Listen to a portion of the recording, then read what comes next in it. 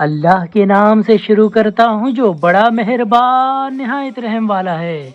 بے شک جن لوگوں کی قبض روح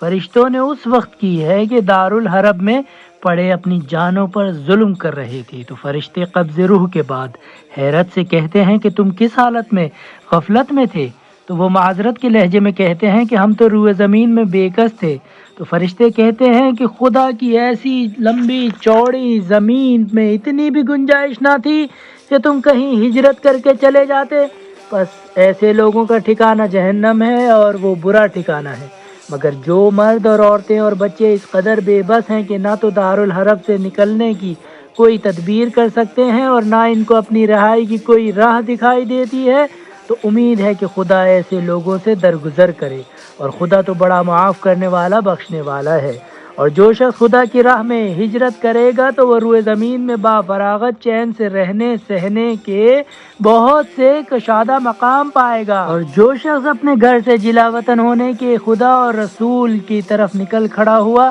پھر اسے منزل مقصود تک پہنچنے سے پہلے موت آ جائے تو خدا پر اس کا ثواب لازم ہو گیا، اور خدا بڑا بخشنے والا ہی ہے۔